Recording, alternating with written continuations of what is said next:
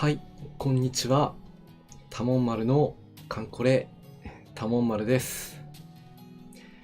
本日も、元気に、カンコレの配信していきたいと思いますので、よろしくお願いいたします。今日の作戦はですね、任務ではないんですけども、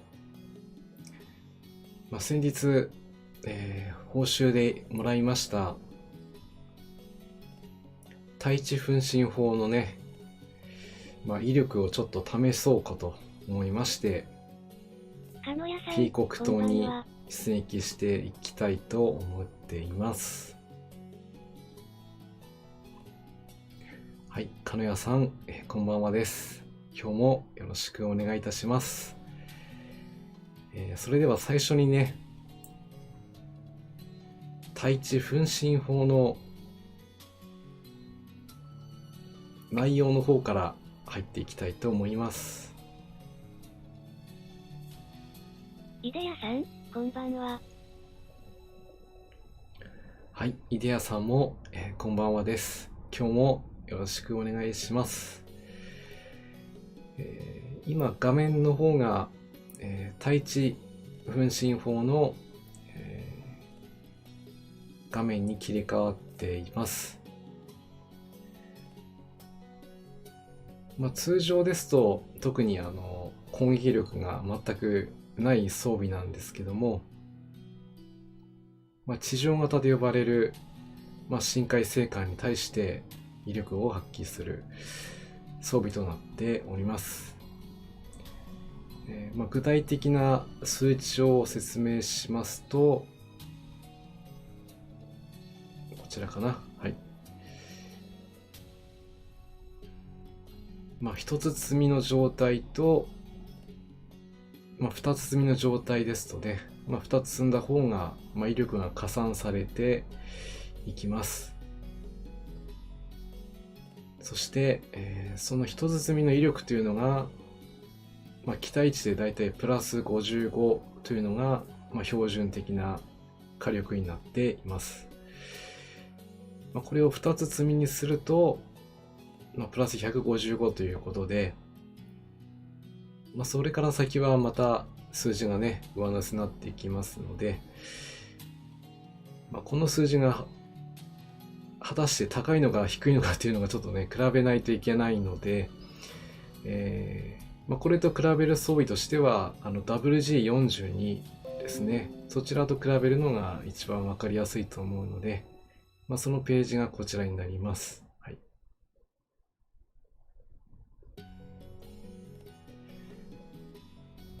このバンブクーヘンを食べてるね、妖精さんがいる、対地装備ですね。以前の配信で、ジュリオ、チェザーレについて言及しましたが、名前の元になったのはユリウス、カエサルでした。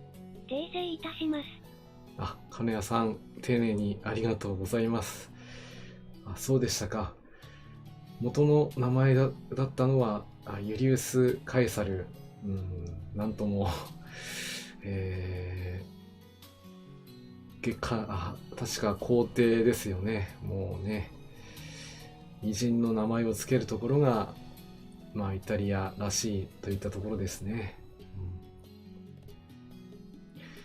はい。そして、数値の方なんですけども、一つ積みの場合ですとロケランの場合は75という数字が出ています。なので、一つ積みの場合ですとロケランの方がダメージが出ます。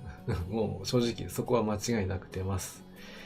ただ、二つ積んだ状態ですと数字が110となっています。なので、分身法の場合は115となりますので、ほんのわずかなんですけど、数字上では5高く見積もることができますので、もしね、集中的に積むスロットがあるという場合においては、もうちょっと火力が欲しいっていう時には、この分身法、小型化にね搭載できるというのも大変メリットになりますので、検討の余地はあるのかなと思います。そして、今日はですね、この上位版にあたるこの分身法の集中配備ですね。こちらを今日一つ回収をしたいと思います。まずはそちらの方からやっていきます。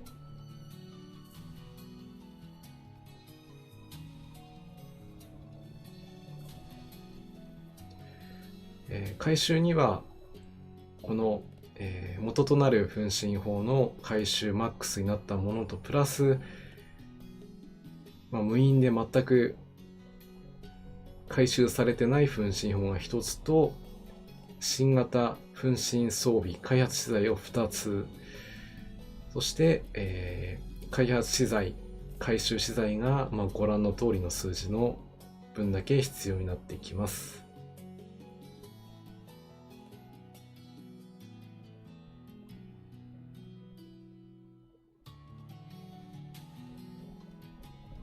はい。ゲーム画面がね、ようやく出てきましたね。では、回収の方に入っていきたいと思います。今日は、水曜日ですので、秋津島でも回収することができますので、今回は秋津島で回収します。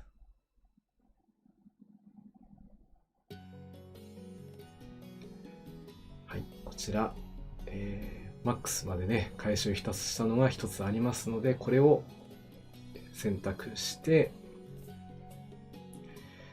で、この装備が、手に入れる手段が本当限られてますので、ここはもう確実化していきますので、こちらをオンにして、ご覧の数字のね、資材を投入して開発しましょう。はい。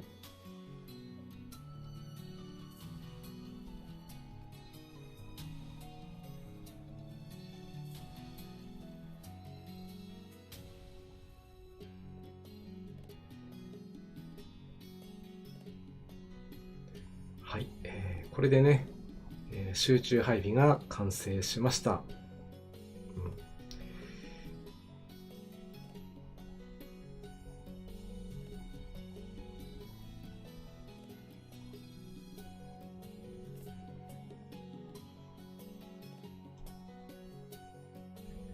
かのやさん、パチパチパチ。ありがとうございます。分類の方がちょっと未分類になっているので、こちらの方からね、そうとして、ちゃんとね、装備をロックしましょう。はい。で、これを2つ、装備します。はい。これで、集中配備。前もって1つね、作っていたのがありましたので、2つになりましたね、これでね。で、これで何が起きるかと言いますと、かのやさん、まだ作ってません。慌ててね、作る必要はないとは思いますけど、ちょうど回収するのがね、間に合ったので、今回収しましたけども、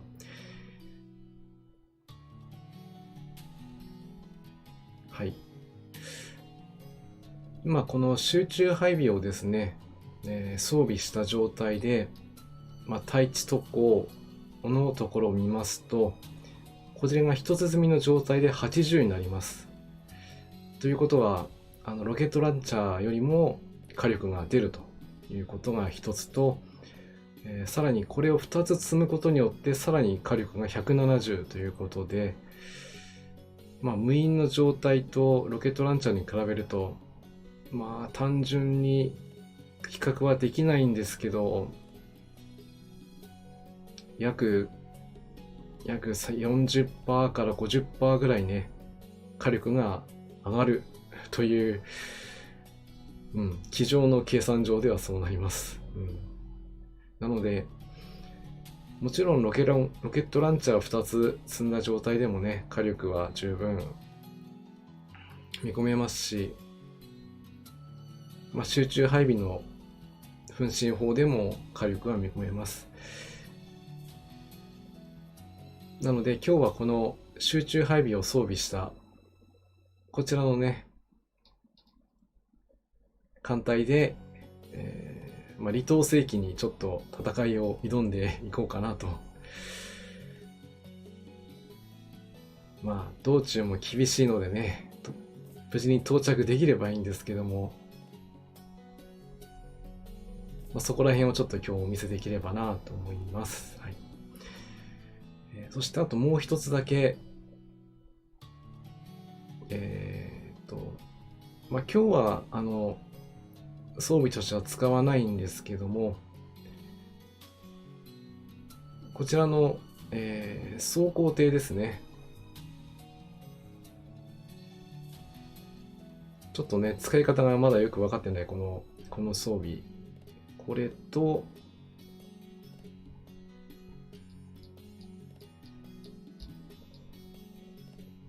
イデヤさん、ニツで初めて本領を発揮する装備ですので、時間がかかりますね。そうですね。装備としては、優秀だとは思うんですけど、準備するのがね、ちょっと時間がかかるので、ここはまず、慌てず準備をね、していきたいなといったところですね。この装甲艇と、もう一つ武装ダイハツですね。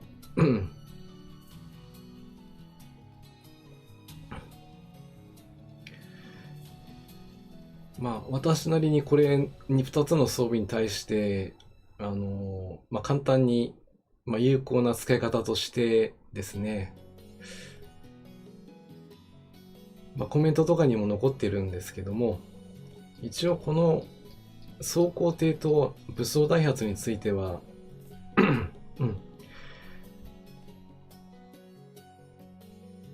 一応特攻としてはこのソフトスキンタイプと呼ばれる、深海星艦ですね。これには正直あんまり効果がないということが分かっています。ただ、集積地にはもう素晴らしい特攻があるということなので、前回イベントの E3 で道中でね、TP が出てきた時に、通常 TP と戦う時は、機銃と小型手法と見張り員ですね、これ3点セットにして戦うんですけど、この装甲艇と武装ダイハツを装備させることによって、機銃を下ろすことができる、機銃の代わりになるみたいですね。それでいて、離島世紀ないし、港湾世紀はちょっと、港湾火器ですか。これとまだ戦闘した経験がないので、これ威力わかりませんけど、離島世紀とか出てきた時には、国旗とね、TP と、離島世紀と、ミックスしてダメージを与えられるし、集積地にもね、ダメージが与えられるということなので、そういった道中との絡みで使うのが有効なんじゃないかなというふうに考えています。おそらく今度のイベントでもそういった場面が来ると私勝手に想像してますので、その時になったらまた試してみたいなというふうに思っています。簡単ではありましたけれども、上陸装備のちょっとした、解説でした。はい。では実際に、戦闘の方に移っていきたいと思います。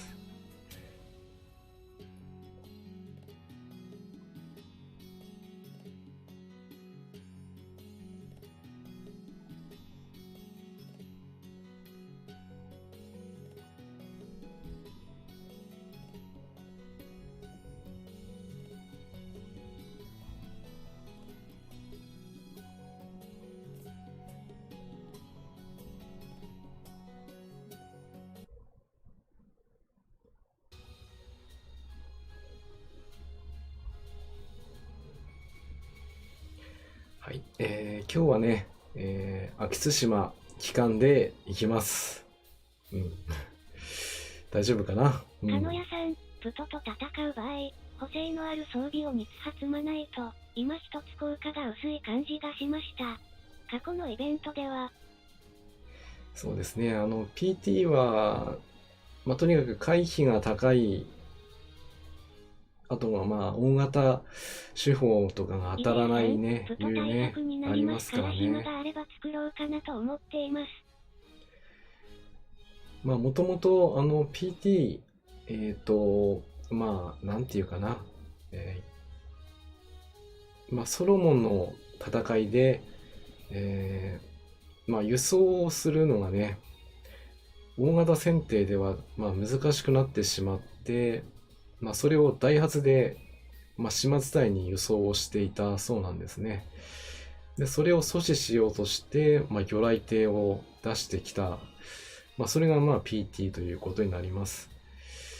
それを当初はね、ダイハツで迎え撃ってたんですけども、それを追い返すために武装をしたのが武装ダイハツということになります。ただね、PT もそれに合わせて、さらに武装を上げてきたっていうことで、なかなかここら辺は、奥が深いです。AB 艇に関してももともとは、中国大陸のね、沿岸、海岸沿いね、海岸っていうか、浅瀬のところで使うために開発した装備なんですけども、それを太平洋の方に持ってきたわけなんで、ちょっとね、足が遅いっていう欠点が発覚して、あまり活躍できなかったというのがあったりしますけども、それはそれとして、装備としてね、有効に活用できそうですので。武装ダイハツだけ川風に積んだらいまいちで、穴見ハリーン足したら100発100中でした。そうなんですよね。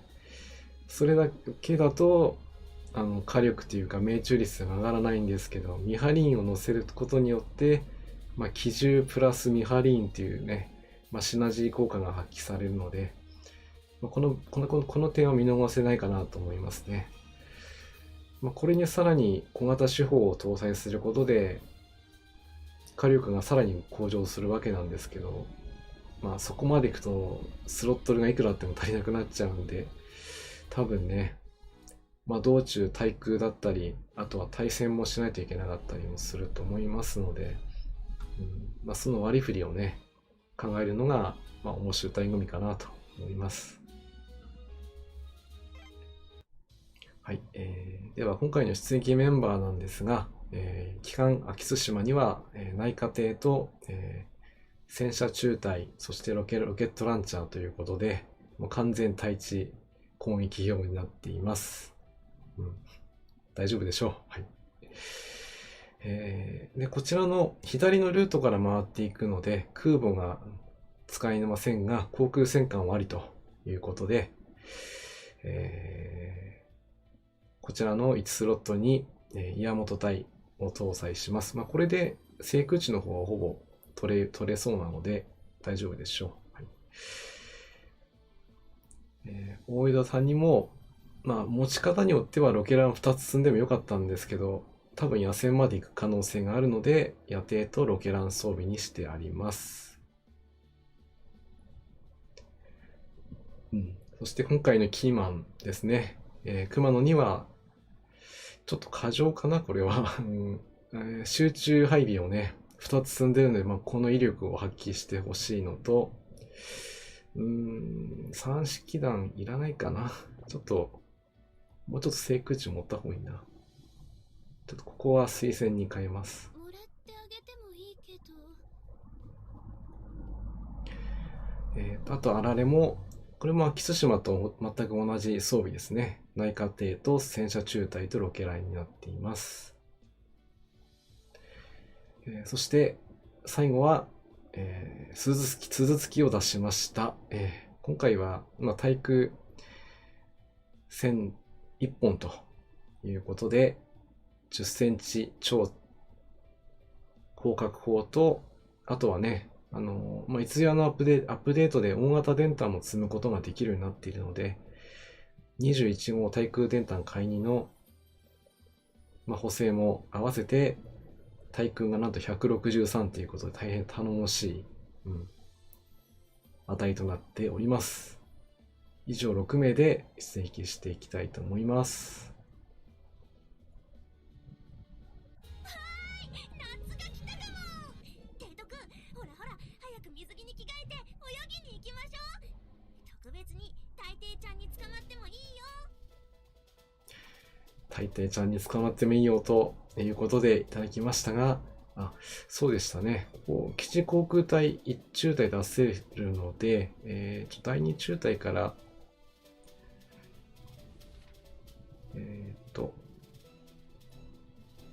鹿野屋さん、6-4右やる任務の時に、紙シューマル使おうと思ってたんですが、すっかり忘れてました。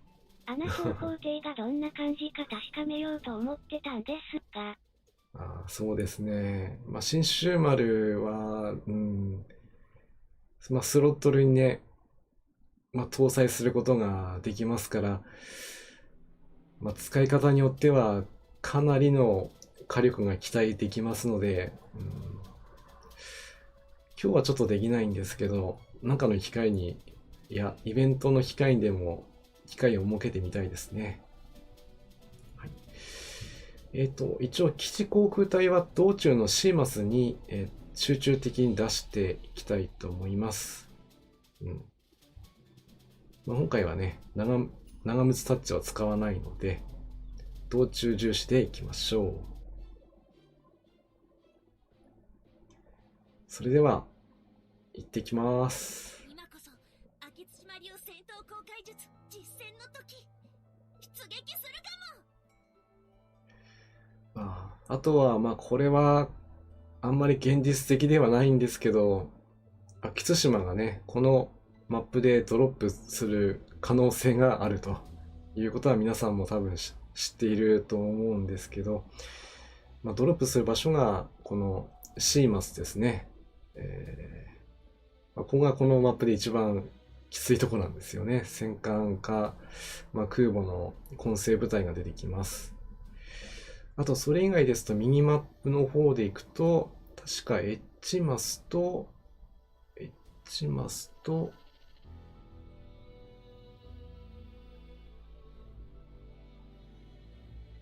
ルマスか。エッジマス。ちょっと外れたこのエルマスっていうところね。この2箇所で秋津島がドロップする可能性があるということで、かなりね、大変だと思うんですけど、もし欲しいっていう方でしたら、あまりちょっとお勧めできないんだけどな。間違った。俺。シーマスに出すって言ってるだろう。はい、シーマスに集中します。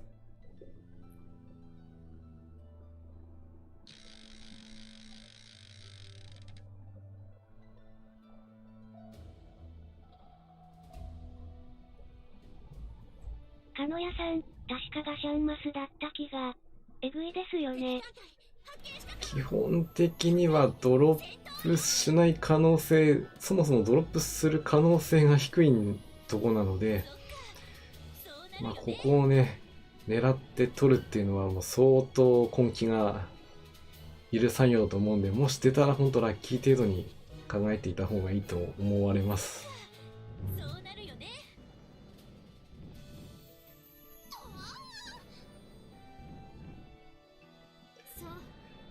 さて、今日は、雑談っていうことで秋津島、戦闘にも秋津島なんですけども、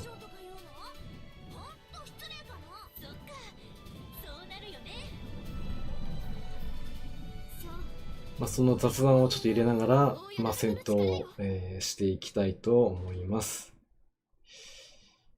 これはね、もしではなくて、実際にあった話なんで、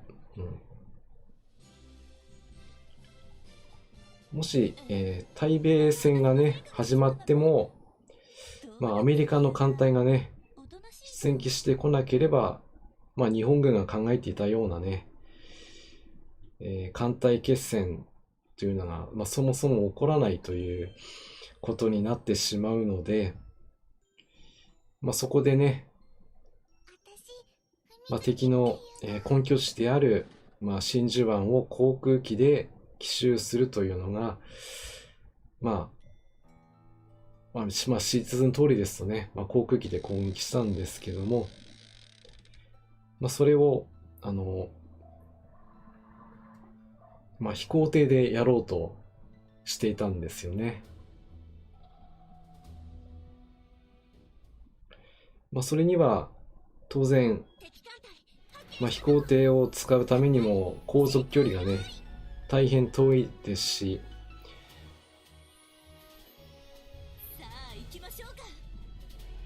そのままでは有効な攻撃をね、することができないのは、まあ、当然分かりきっていましたので、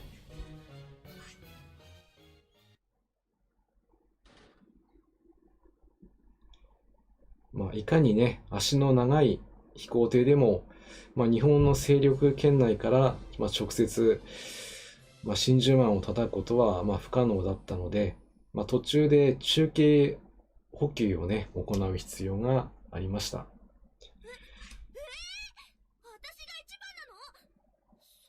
まあ、そこで、まあ、開発されたのが、まあ、秋津島になります。秋津島の任務は、飛行艇が離着水できる環礁内等でね、まあ、燃料や弾薬を補給するとともに、周囲を警戒、予備の搭乗員や整備員、予備部品等を持たせ、大型飛空艇の整備や修理、救難等にも当たるということで、まあ、遠距離攻撃を行う飛空艇の中継補給能力だけではなくて、飛行艇基地のない場所でも展開して航空作戦を支援する移動飛行艇基地としての能力が与えられていました。まあこれは潜水艦のね、潜水母艦と、まあ、通ずるところがありますね。まあ、計画では、まあ、大小2種類の計画が上がっていました。まあ、一つは2000トン級の、まあ、駆逐艦並みの小型の船体のものと、もう一つは、まあ、1万トン近くも達する、まあ、従順並みの大型艦。まあ、どちらも今の秋津島の形ではない計画が最初は作られていたようです。そこで、計画の修正が入りまして、まあ、その中間ですね、中を取った性能を持つ秋津島を作ることになりました。採水量で4650トン。まあ、これに250キロ爆弾を搭載して、攻撃できる、まあ、搭載機。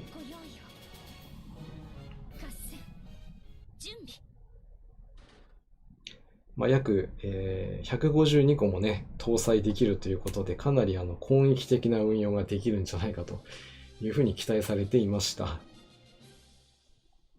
という感じで、道中はなんとか切り抜けましたね。よし、じゃあちょっとここは戦闘の方に集中していこうかな。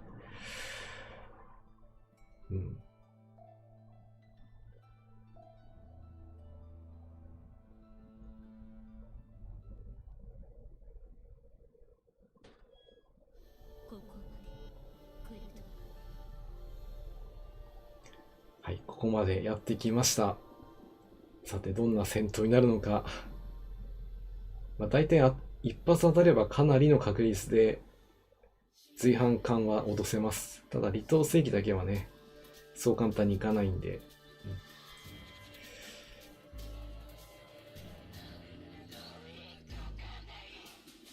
招き猫さん、こんばんは、〇〇 V。あ、招き猫さん、こんばんはです。〇〇 V、ありがとうございます。近づけるわけにはいかない。よし、鈴木の対空火器はね、十分ですね。そうなるよね。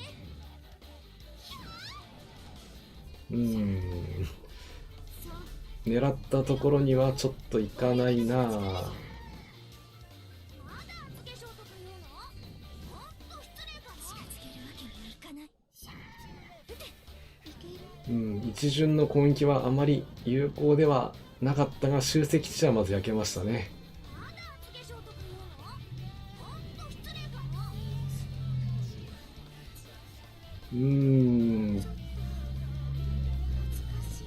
この一番下の駆逐艦を早く落としたいんですけどね、ちょっと落ちてくれないな。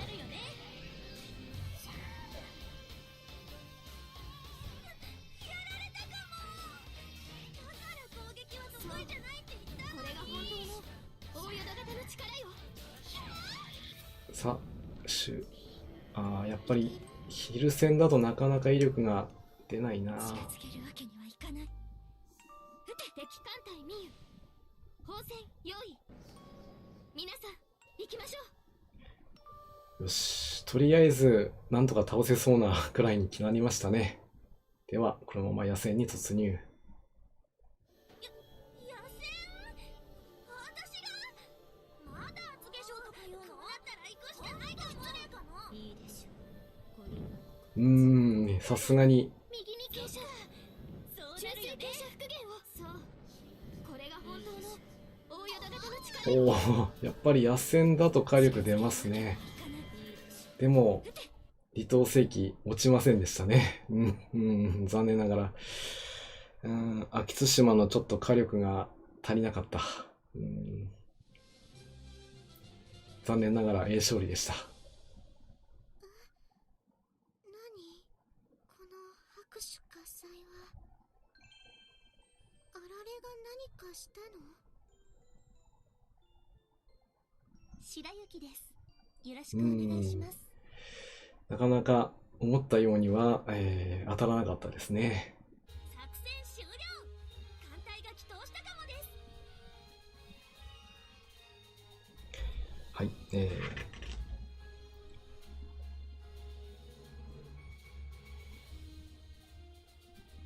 ここで、秋津島のね、少しだけ、補足になりますけども、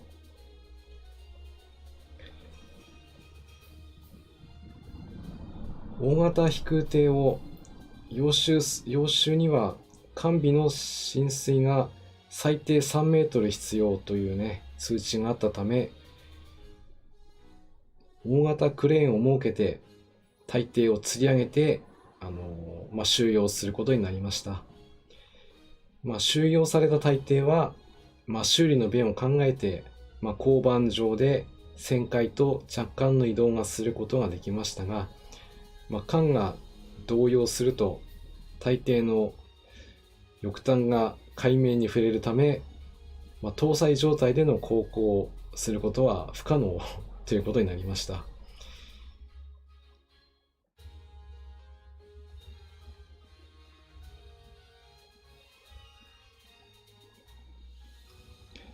そして、補給物資の搭載量ですね。航空機用のガソリンを689トン、航空魚雷が36本、800キロ爆弾が30個、そして500キロ爆弾も15個、先ほど250キロ爆弾の話もしましたが、こちらは100個、60キロ爆弾も100個ですね。その他食料、水、飛行艇8機の2週間程度の行動ができる、そういった補給能力を持っています。また、艦長室とは別に航空隊の司令室が備えられており、航空隊の士官や巡視士官用の寝室、兵員室が確保されていました。その他、電気、機械、木工の各工場、発動機調整所、兵器調整所、計器試験所等が設けられており、航空機の工作官としての能力も合わせて持っています。さらに移動基地として通信能力も随視されており、後部クレーンの上には上部にアンテナをね設置して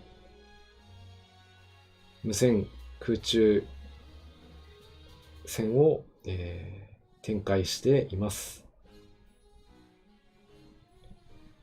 また環境内にも広々とした通信所兼受信室や気象作業室まで完備されているというね充実ぶりです。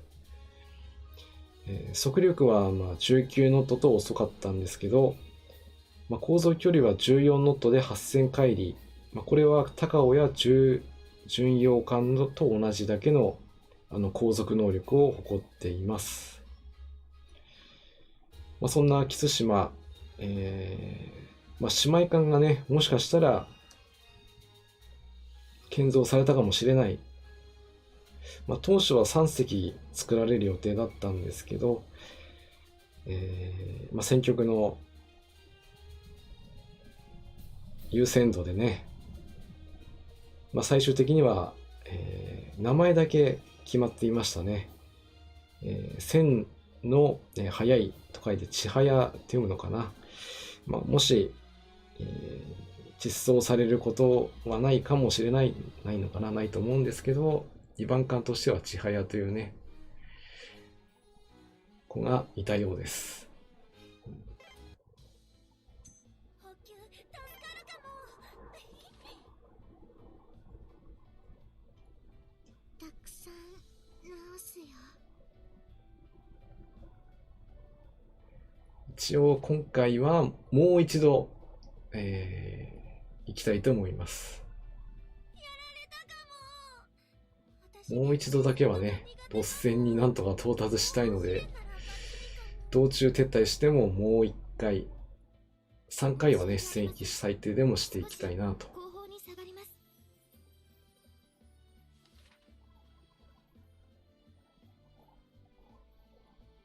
ちょっとした怪我よ。でもありがとう。そうですね、今日また運営の方からね、アナウンスがありましたけども、あさっての20日、金曜日、アップデートをもって、イベントがね、スタートすることになりますけども、順調にいって、だいたい午後11時に、終わるらしいということですから、その日のうちに出撃するのは多分ないんじゃないかなと思いますね。の唯一の現存機が鹿屋航空基地資料館にあるそうです。いつか行ってみたいですね。錦大帝の現存機が鹿屋航空基地にあるということで、そうですね。ちょっと遠いところですけど、でもやっぱり一度はね、本物、私も見てみたいと思うんで、ぜひその時は、配信はちょっとできないと思いますけど、何かしらの SNS で上げてみたいなと思います。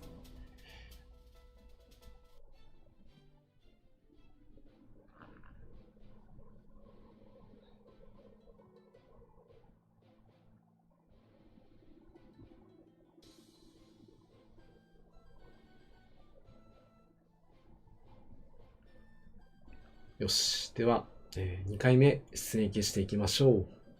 飛行艇母艦明津島発病するか。秀谷さん、いつも通りでしょうね。そうですね。出撃しても、多分、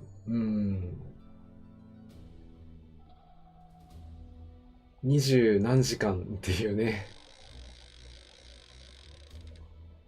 日付が変わっても、時間だけは、流れていけば、20日のうちにスタートしたことになりますので、あまりそこはね、気にしないでいきましょ艦隊戦闘用意。さあ行きましょうか。伊勢航空隊発艦始め。そっか、そうなるよね。そう、これが本当の大淀型の力よ。うて、まだ厚化粧とか言うの？いける？ほんと失礼かな。まだ厚化粧とか言うの？ほんと失礼かな。そっか、そうなるよね。全方向よーく狙って。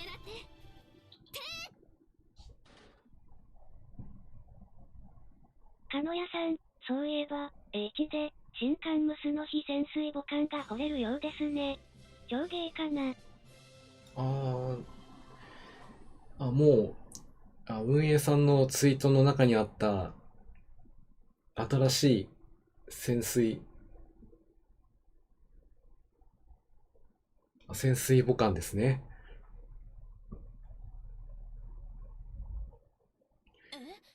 また私の成果が一番なの？いつども、うなのさ、ヒューガ。運営さんの選んでくる子はね、斜めを超えてくるんで、誰が来るか全く予想できないんですけど、果たして、誰のどのつながりで来るのか、非常に楽しみですね。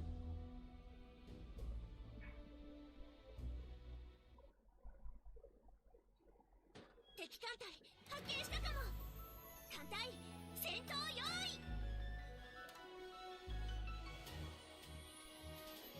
さあ行きましょうか。伊勢航空隊発艦始め。近づけるわけにはいかない。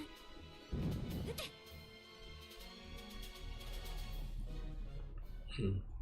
いいですね。対空はもう完全に涼しき。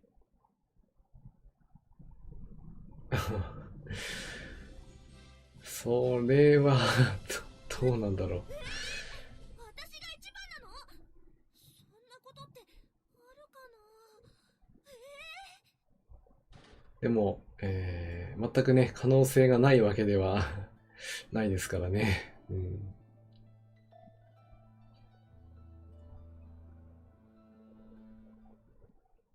まあでもね、新しい子が増えるっていうのはまた、艦隊の運営も広がるところなので、大歓迎ですよね。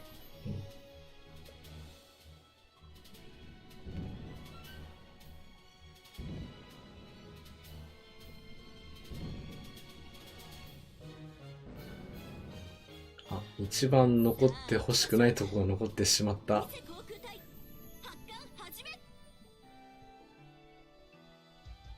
おまけに T 字フリか、T 字ユリか。これまずいな。まずいな、これは。そう、これが本当の大淀型の力よ。近づけるわけにはいかない。あと1回。やはり、これはもう仕方ないね。落とせなかったからね。ちょっと恥ずかしい。そう、これが本当の大淀型の力よ。少し戦いのね、順番の方が、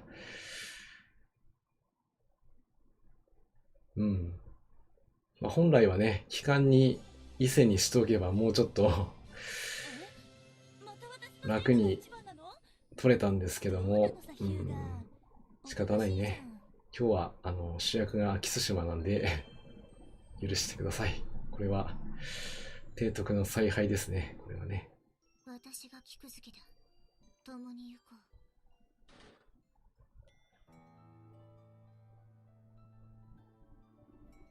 う。さて、ここの空襲を超えれば一応チャレンジできますね。敵艦隊発見したかも。さん、買いにしたら、商法になっちゃう。あ、そこに気がついてしまいましたか。そこに行き着いてしまうと、改装したらもう帰ってこれないというね。ご用意を。あ、もらっちゃった。準備。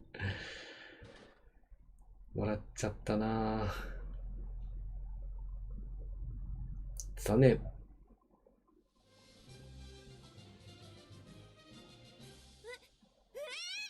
私が一番なの？そんなことってある？はい。ここは、あられが大破しましたので、撤退します。作戦終了。艦隊が帰投したかもです。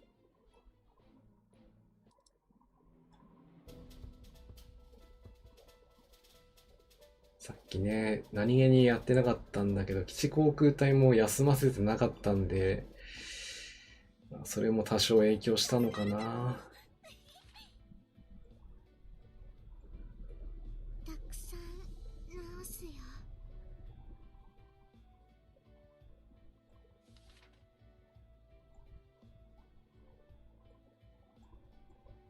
さすがに修理しとかないとね。これであと損傷している艦はいないようなので、よし。秋津島艦隊なんでこのまま、このままですね。意識変えてんじゃん。だからあげないって。よし。では、もう一度、いきます。今こそ秋津島流戦闘公開術実践の時。出撃するかも。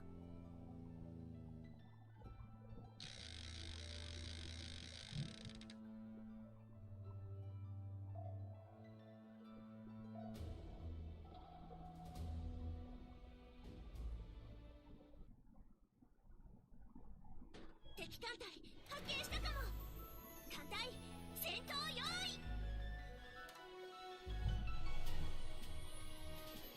さあ行きましょうか。それで、秋津島の、最後のね、活躍というところもね、少し話しておかないといけないんですけども、先日、明石さんの話をしました。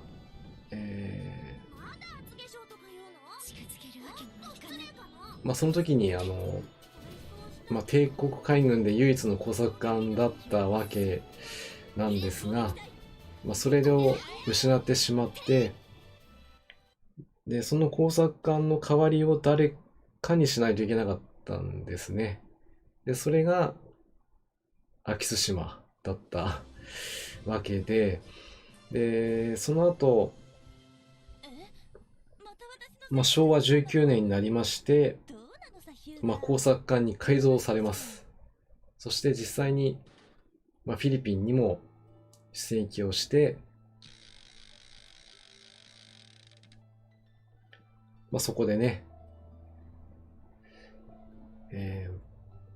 米軍機の攻撃をもって、撃沈されてしまうという、最後になったわけなんですけども、カンコレにおいては今のところ、特別工作艦としての能力は、白磁修理という限定的な能力としてね、与えられています。それが今のところ妥当なのかなと思います。でも、もしかしたら、本当に工作艦になる時が来るのかもしれないので、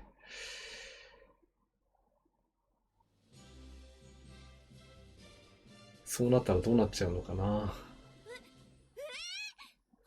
一番なの？そんなことってあるか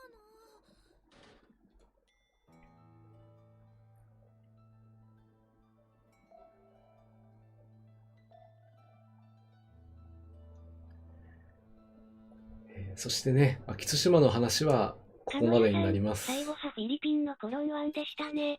9月か。そうですね。フィリピンの、コロン湾の9月24日になりますね。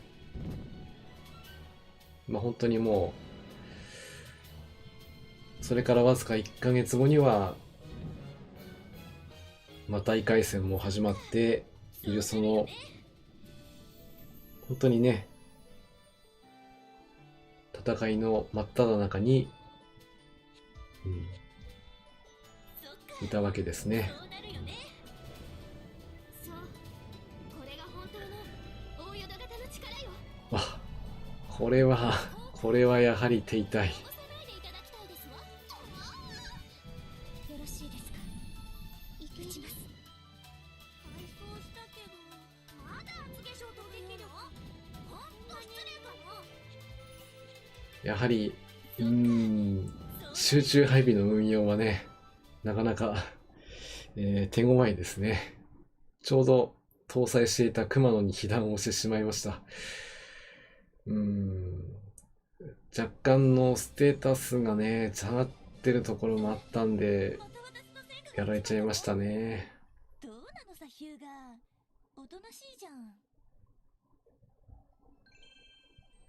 さあ、ドロップチャレンジはどうでしょうかね。フルタカ型従順の2番艦、かこってんだ。よろしく。囲ってんだ、よろしくってことでね。この限定グラフィックもおそらく、もう間もなく見納めになるのかなと思います。はい。ということで、すいません。ボスまで行きたかったんですけど、行けませんでした。もう一回行きたかったんだけどな。すいません。もう少しね、威力を見たかったんですけども、今日の出撃は、ここまでということでさせていただきます。あとはね、実戦で本番のイベントで、活躍できるときに活躍させていきたいと思います。それでは、今日のね、何の日コーナーを、始めていこうと思いますので、少々お待ちください。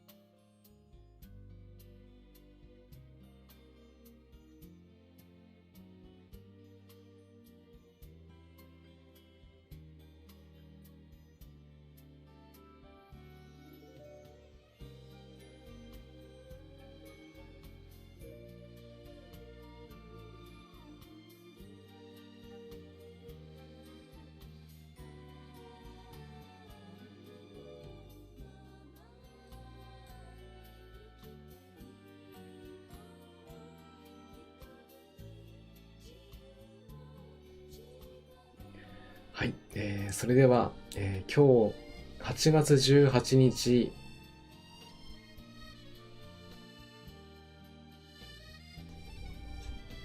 ということで、対抗期となっております。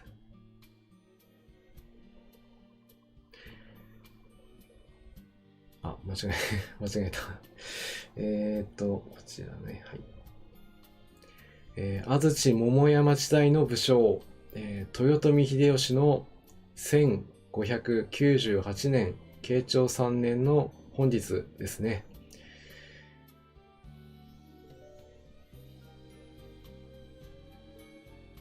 亡くなられた日となっております。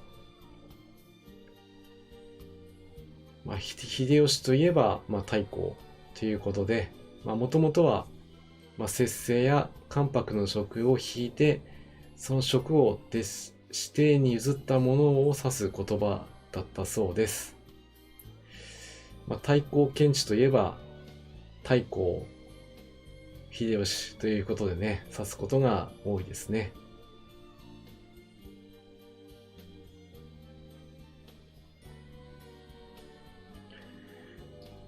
有名な方ですので、簡単にね、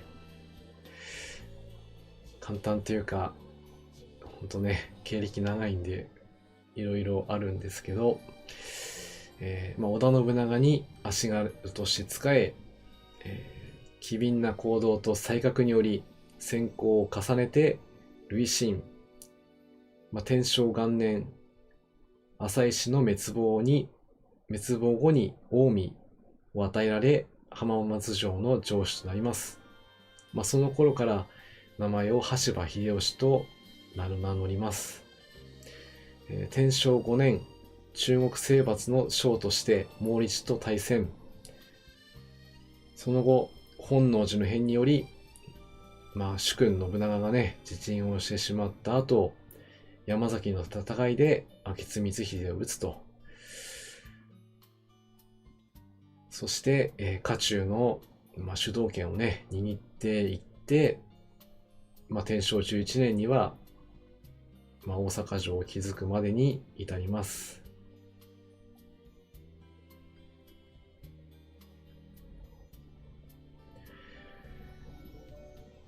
その後は、徳川家康を心中させ、四国、九州、関東、奥羽を平定、天下を統一を成し遂げます。その後天正13年に関白となり、翌天正14年には豊臣の姓を賜って大乗大臣となります。それから5年後ですね、天正19年、ここからね、ちょっとね、大変なことになってきます。弟の、秀長、そして後継者に指定していた嫡男の鶴丸がね、相次いで亡くなるということもつながって、甥の秀次に家督相続の養子として関白職を譲り、秀吉は太閤と称します。いろいろね、やってこられたことは、天下統一後の貨幣統一、兵農分離、滞納検地に刀狩り、石高制と、全国にわたる、政策をね、実施して統合を進めて、幕藩体制の礎を築いていきます。ですが、本日のね、8月18日、慶長3年に、京都伏見城で病没、61歳の生涯を閉じることになります。時世の句は、多分合ってると思うんですけども、梅雨と落ち、梅雨と消えにし、我が身かな。何話のことも夢のまた夢で合ってるかな。ということで、本日は太閤記豊臣秀吉の、ことについて、紹介させていただきました。